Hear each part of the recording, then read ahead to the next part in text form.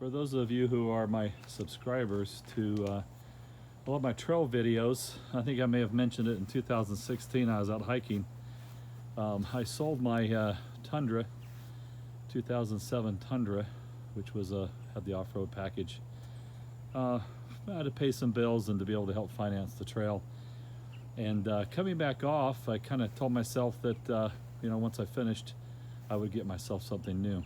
Well, I didn't get to finish in 2016. 2017 I went out, didn't quite get to finish it. I didn't get to go back out in 18, so I've been a couple of years now borrowing my son's car now and then when he needed a second vehicle, and so it was time for me to actually get something. And I kept going for probably 8 months trying to decide between a 4Runner, I'm a 20-year Toyota person because of their reliability, or to go with a Jeep Wrangler, which is something that I've always wanted. And I had pretty much decided on a new Jeep JL. I wanted the Rubicon. Boy, $58,000 for everything I wanted on it was a lot of money. And then I started watching the forums and everything else, and they started having problems with that first year production issue stuff, some engine problems, some steering box problems. And I decided, well, I'll wait till 2019. And then I was watching Coyote Works. He's a YouTuber that does a lot of kind of overlanding solo stuff out in Oregon.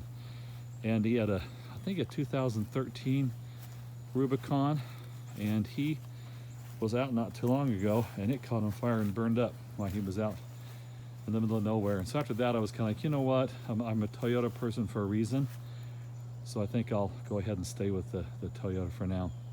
So this is a 2019 Toyota 4Runner. It's the TRD Off Road Premium, which means it's got some extra nice stuff on it. And I've also added the Predator package. You can see they got the blacked out roof rails, the blacked out lettering. It's got the TRD Pro wheels on it, and it's got some off-road tires. It's got the Predator steps, which I'm not real thrilled with because of the steps that hang down. Those will actually come off eventually for some rock rails here. And it's got I call it the Heritage Grill, but it's a TRD Pro Grill with the Toyota on it. So now I did get rained on the way home from Panama City, which is where I ended up picking it up at. And anyway, I think it looks nice in the white.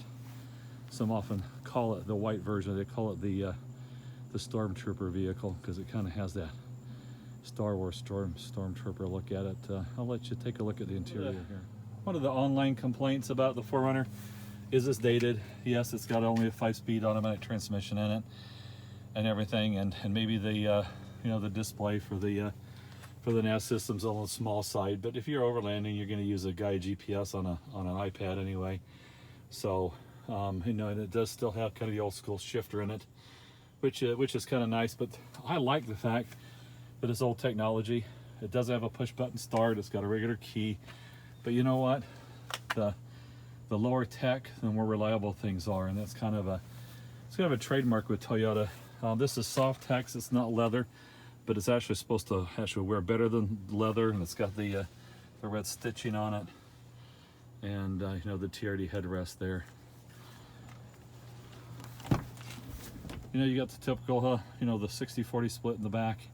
Once again, leather, not leather, but the soft tex with the red stitching. I went ahead and put the floor mats in since I got grandkids. And one thing that I did want with this, once again, the blacked out badges, is I wanted to have the slide out tray. This thing is good for like 440 pounds, if you will. And it slides out. Help you either get groceries out of it or other things, or if you've got a fridge that's on there. And because it then also levels the floor, so you decide you want to sleep in the vehicle, it gives you a flat surface to do that with. So, and of course it's got the standard 110 power in the back and everything. So Anyway, just a quick look. I'm pretty happy with it. I'm excited to use it to go out and do some hiking. And anyway, that's it, the 2019 TRD Off Road Premium. See you later, bye. Okay, I know some people are going to ask me about specs here. So it's a 4-liter engine, 24 valves. It's a V6, variable valve timing, 270 horsepower and 278 foot-pounds of torque. It's a part-time 4-wheel drive, which means you have to put it in 4-wheel drive, but it's also got the A-Track system in it. Once again, it's got the 5-speed transmission, but with the Premium does come the locking rear differential, which is a big plus for this vehicle over the non-premium version. So it's got the the multi-terrain select, the crawl control, the hill assist. Let's see. It's got a lot of the safety stuff on it. You've got your traction control, your anti-lock brakes, so you get your brake assist, smart stop technology.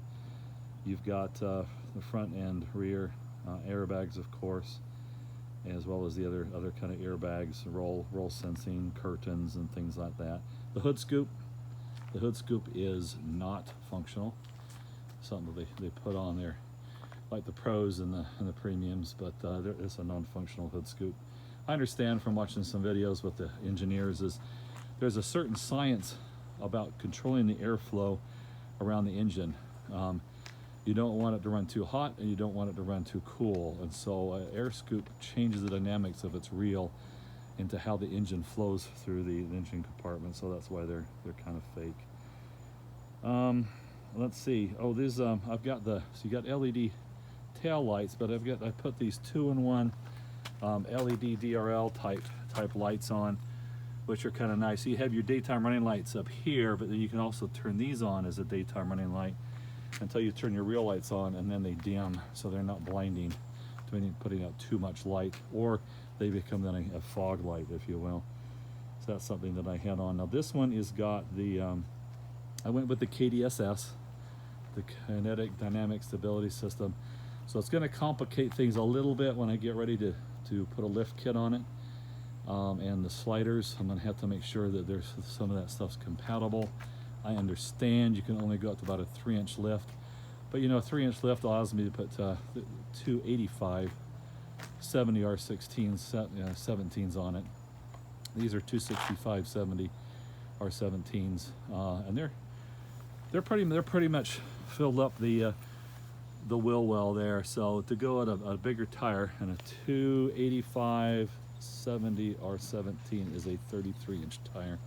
You need about a 3-inch lift, is what I understand. So if that's not the case, then somebody tell me. So anyway, that's the big stuff. So that's some of the specs on it. All right, everybody. See you later. Bye.